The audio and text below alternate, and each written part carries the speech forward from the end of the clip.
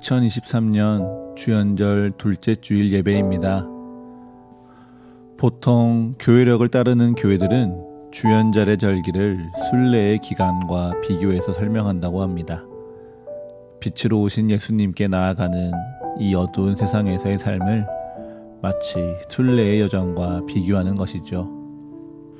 순례의 여정이라고 하면 우리는 대표적으로 스페인의 산티아고 순례길을 생각할 수 있습니다. 그래서 순례라는 것은 일상을 벗어난 특별한 장소에서 구별되어 갖는 시간이라고 느끼실 수도 있지요. 하지만 저는 순례가 꼭 특별한 곳에서 일상을 벗어나야만 할 수 있는 것은 아니라고 생각합니다. 그저 오늘 내가 걷고 있는 걸음과 이곳에서의 삶 또한 충분히 주님을 향한 순례가 될 수 있다 생각하는데요. 그 방법은 이러합니다. 오늘 내가 맞이하는 하루, 어제와 다를 바 없는 그 시간 속에서 새롭게 하나님을 기억하고 만나려고 노력하는 것이죠. 어제처럼 똑같이 맞이하는 시간 속에 내가 만나고 느끼고 마주하게 되는 그 모든 평범한 순간들 속에 나의 시간에서 하나님의 시간으로 그 모든 삶을 새롭게 고백하는 것이죠. 그렇게 하루를 새롭게 바라보면 그것이 바로 우리 일상에서 누리는 순례의 첫 걸음이 되는 것이죠. 그래서 이 땅에서 살아가는 그 모든 시간이 우리에게 똑같아 보일지라도 그 순간을 나에게로부터 주님에게로 내 마음을 돌이키며 또 내 생각을 집중한다면 그것이 바로 우리 인생이 순례의 여정으로 변화되는 은혜인 것입니다. 그 순례의 길을 주님께서 빛으로 비추시며 또한 빛 가운데로 초대하시는 주연절의 절기입니다. 주님께서 우리에게 빛으로 임하셔서 잠을 깨우시고 또한 그 빛으로 우리를 초대하시며 그 빛으로 주님께로 나아가는 우리의 길을 비추어 주시는 시간입니다. 여러분에게 주님께서 그 빛으로 나아오라 초대하신다는 사실을 믿으십니까? 그렇다면 오늘의 예배 가운데 우리에게 말씀으로 빛을 비추시며 또한 우리를 초대하시는 주의 음성을 따라서 우리 주님께 한 걸음 더 나아가고 또 다가가시는 복된 예배 되시기를 축복합니다. 오늘 복음서의 본문은 예수님이 받으신 세례에 대한 이야기로 시작합니다. 그래서 지난주 우리가 읽었던 마태복음 3장의 본문이 다시 한번 반복되는 듯 보이지요. 그런데 다시 한번 자세히 읽어보면 오늘의 말씀은 요단강에서 예수님이 세례를 받는 이야기가 아니라 세례를 받으신 예수님에 대한 증언이라는 것이 금세 보입니다. 요한복음 1장 32절에서 요한이 또 증언하여 이르되 라고 기록된 것을 보면 요한이 예수님이 어떠한 분인지 세상에 증언하고 있는 것이지요. 그 내용은 이렇습니다. 요한복음 1장 33절과 34절입니다. 나도 그를 알지 못하였으나 나를 보내어 물로 세례를 베풀라 하신 그이가 나에게 말씀하시되 성령이 내려와서 누구 위에든지 머무는 것을 보거든 그가 곧 성령으로 세례를 베푸는 이인 줄 알라 하셨기에 내가 보고 그가 하나님의 아들이심을 증언하였노라 하니라. 아멘. 하나님께서 요한에게 말씀하셨습니다. 하늘 문이 열리고 성령이 비둘기같이 하늘로부터 내려와서 머무는 이가 있다면 그가 바로 성령으로 세례를 베풀이 하나님의 아들이라고 말이죠. 요한은 그 신비의 역사가 예수님께 임하는 것을 보았습니다. 그리고 마을로 돌아와 다시 마주한 예수님을 보고는 그가 하나님의 아들이요 하나님의 어린 양이라 증언하는 것입니다. 이 말을 듣고 요한을 따르던 두 제자가 예수님을 따릅니다. 그리고 예수님은 그 두 제자를 돌아보시며 물으십니다. 너희는 무엇을 구하느냐? 두 제자는 이렇게 대답합니다. 랍비여, 어디 계시오니이까?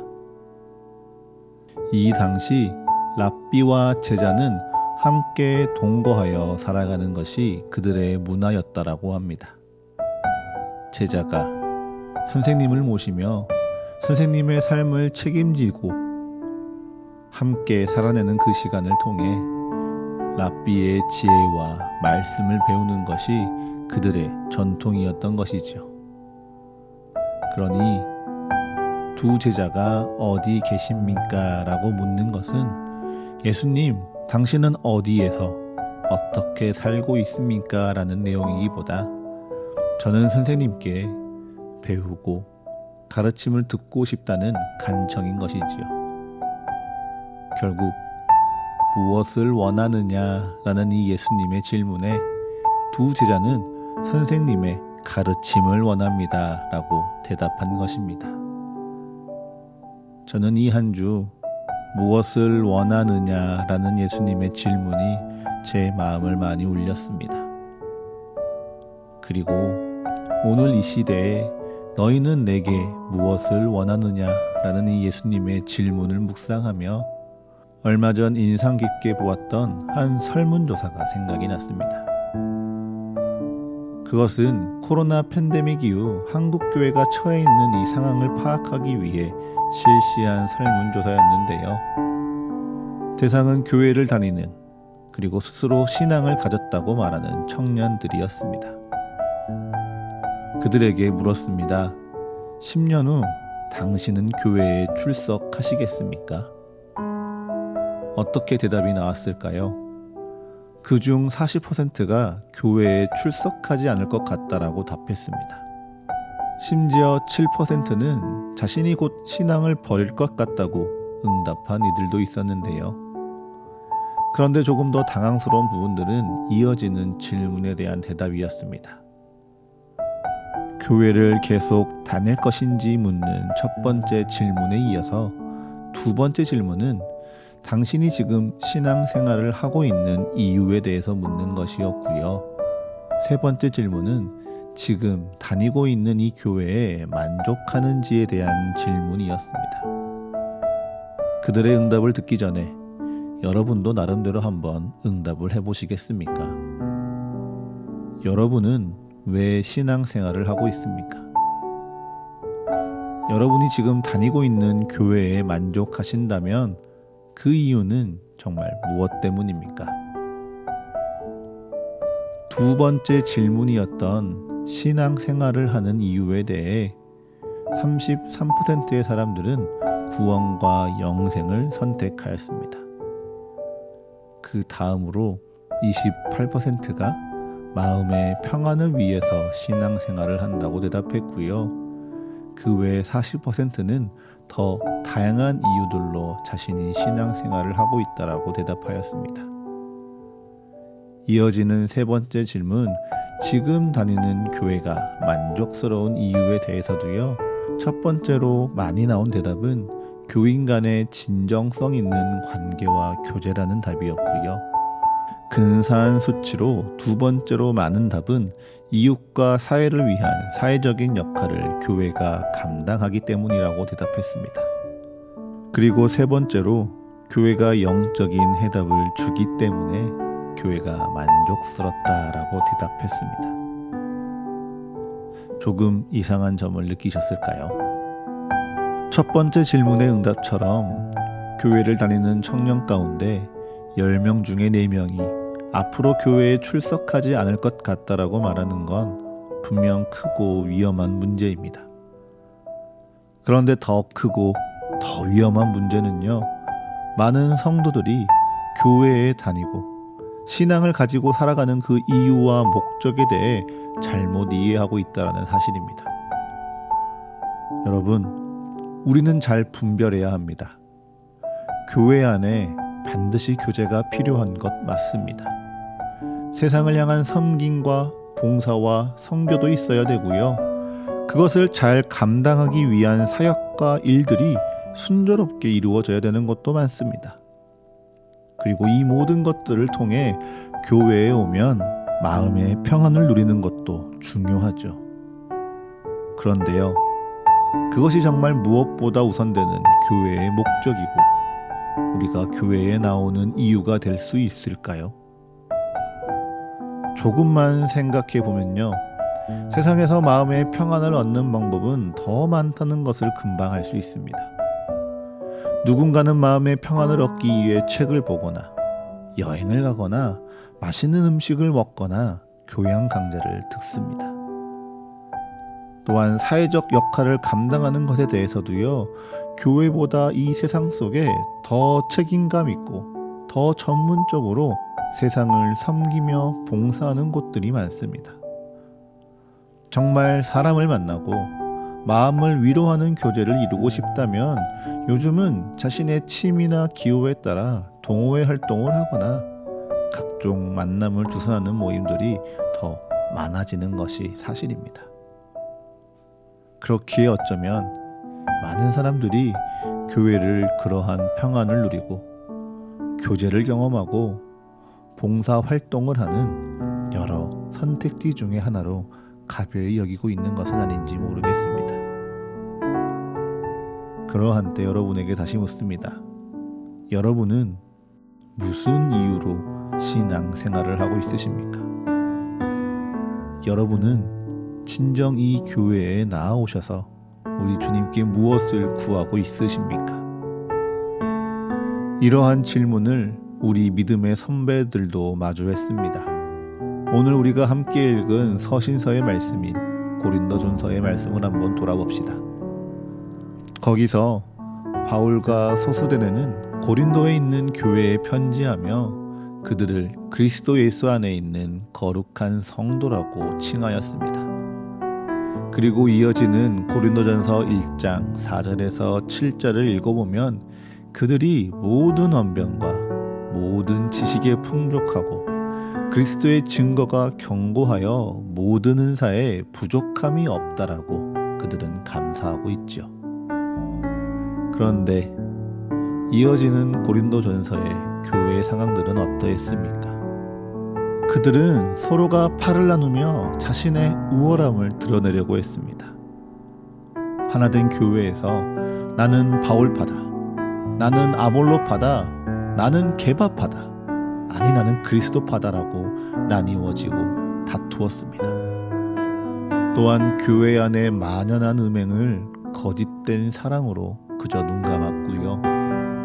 거짓된 증오로 인간적으로 분노하며 교회에서 이루어진 일을 세상의 법정으로 가져갔습니다. 우상 숭배가 교회에 슬그머니 들어왔고요. 또한 은사를 남발하며 자신의 영적인 권위를 내세우려고 했습니다. 분명 바울의 고백처럼 모든 언변과 지식과 은사가 풍부한 고린도 교회였으나 그들은 교회의 본질을 놓쳐버린 것이지요.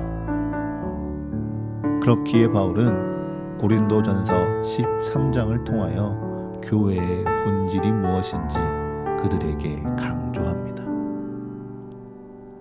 그것이 무엇입니까? 바로 주님의 사랑이 너희 안에 있으며 우리가 주의 사랑에 감사하며 또한 주의 사랑으로 말미암아 새롭게 변화되는 것이 이 교회의 본질이요 또 우리 신앙의 기초라고 전하는 것입니다. 그렇습니다. 교회의 본질은요 바로 그리스도의 사랑을 고백하고 찬양하며 경험하는 것입니다. 나를 향하여 모든 것을 참으며 모든 것을 믿으며 모든 것을 바라며 모든 것을 견디신 예수 그리스도의 사랑을 깊이 고백하는 곳. 그래서 그 사랑으로 내가 힘을 얻고 그 사랑으로 나를 덮으며 그 사랑만 내가 앞세우고 그 사랑으로 내가 죽고 오직 그리스도로 사는 것이 나의 믿음이라 고백하는 곳, 그곳이 바로 이곳 교회인 것이지요. 우리에게 주신 그 사랑이 우선되지 않으면요, 성도들은 믿음의 방향을 잃게 됩니다. 우리에게 주신 그 그리스도의 사랑을 가벼이 여기면요, 교회는 마땅히 지켜야 될 본질을 놓쳐버리게 되는 것입니다. 그만큼 교회는 그리스도의 사랑 위에 견고히 서야 되고요, 우리의 신앙의 본질은 그리스도의 사랑으로 말미암아 시작되었음을 우리는 기억하며 그 사랑을 날마다 구해야 하는 것이지요. 그리고 오늘 구약의 말씀 이사야 49장 5절은 주님의 그 사랑이 이미 태초부터 우리에게 확정되었다라고 강조하고 있습니다. 이사야 49장 5절입니다. 이제 여호와께서 말씀하시나니 그는 태에서부터 나를 그의 종으로 지으신 이시요 야곱을 그에게로 돌아보게 하시는 이시니 이스라엘이 그에게로 모이는도다. 그러므로 내가 여호와 보시기에 영화롭게 되었으며 나의 하나님은 나의 힘이 되셨도다. 아멘. 주님이 태초에 나를 택하셨습니다. 모든 것이 지어지기 이전에 나를 선택하셨지요. 내가 주를 고백하기 이전에 나를 주의 자녀로 부르셨고, 내가 주를 사랑하기 전에 이미 사랑의 종으로 나를 붙드셨습니다. 그리고 그 사랑으로 나를 영화롭게 하사 이 세상에 빛이 되게 하시고, 또한 주의 구원을 땅 끝까지 이르게 하는 축복의 통로로 삼으셨습니다. 우리는 교회에 나와 그 사랑을 날마다 기억하고 경험하는 것입니다. 또한 우리의 신앙이 그 사랑으로부터 시작되어야 함을 날마다 기억하며 그 사랑을 우리가 잊지 아니하도록 구하고 또 구하는 것이지요. 그 걸음 속에요, 내가 나를 인정하지 못해도 괜찮습니다. 이미 주의 사랑이 나를 택하셨기 때문에 나는 이미 주의 사랑으로 거듭난 자입니다. 때론 이 세상 속에 내가 멸시를 당하고 미움을 받으며 세상의 힘 앞에 연약하다라고 고백해도 우리는 괜찮습니다. 주님의 사랑이 이미 내게 있기에 우리는 그저 그 주님의 뜻대로 세상에 나아가기만 하면 되는 것이지요. 또한 우리가 믿음 가운데 주님의 사랑으로 나를 포기해야 하기도 합니다. 이사야 49장 2절의 말씀을 보십시오. 내 입을 날카로운 칼같이 만드시고 나를 갈고 닦은 화살로 만드셔서 주님께서는 무엇을 하셨습니까? 나로 하여금 거짓을 찌르고 어둠을 물리치라 명하셨습니까? 아니요. 오히려 주님은 그의 사랑의 그늘 아래 우리를 숨기십니다. 오히려 그의 화살통에 나를 감추시지요. 내가 싸울 수 있는데, 내가 어둠을 무찌를 수 있는데, 내 능력과 내 힘이 있는데 주님은 때론 사랑으로 그것을 내려놓는 것이 믿음이라 말씀하십니다. 주님의 사랑 가운데 모든 것을 내게 맡기며 주께 순종하는 것이 믿음이라 말씀하시는 것이죠. 그리고 오직 내가 주의 사랑에 매여 있는 종이요 나의 영광이 오직 주의 사랑으로 말미암았다 고백해 하시며 우리의 믿음이 주의 사랑에서부터 시작하는 것임을 다시금 고백해 하시는 것입니다. 그렇습니다. 교회는 이처럼 주의 사랑을 마주하는 곳입니다. 교회에서 그 사랑을 배우고 그 사랑으로 변화되며 그 사랑으로 말미암아 우리 믿음이 시작되어지고 또한 그 믿음 가운데 우리의 삶이 새로워지는 것이죠. 그런데 주님께서 주의 사랑이 이러하다, 주의 사랑 안에 시작하는 믿음이 이러하다라고 말씀하시는데요. 성경 가운데 사람들의 반응이 오늘 우리가 마주하고 있는 설문의 그 조사처럼 참 다양합니다. 요한복음 1장 37절과 39절부터 41절까지의 말씀입니다. 두 제자가 그의 말을 듣고 예수를 따르거늘 예수께서 이르시되 와서 보라. 그러므로 그들이 가서 계신 데를 보고 그날 함께 거하니 때가 10시쯤 되었더라. 요한의 말을 듣고 예수를 따르는 두 사람 중에 하나는 시몬 베드로의 형제 안드레라. 그가 먼저 자기의 형제 시몬을 찾아 말하되 우리가 메시아를 만났다 하고 아멘. 분명 두 사람은 요한이 하나님의 어린 양이라 증언하던 예수님을 따라갔습니다. 그리고 그 두 사람이 예수님이 계신 데를 보고 그날 함께 거하며 예수님의 가르침을 배웠지요. 그리고 그 두 사람 중에 한 사람 안드레는 예수님을 우리의 그리스도라고 고백합니다. 그리고 구원자를 만난 기쁨에 자기의 형제 시몬을 찾아 예수님께로 데리고 나아가지요. 그런데 두 사람 중에 남은 한 사람, 안드레와 함께 예수님의 가르침을 받고자 하였던 그 나머지 한 사람은 어디에 있습니까? 성경은 그 어디에도 그에 대해서 기록하고 있지 않습니다.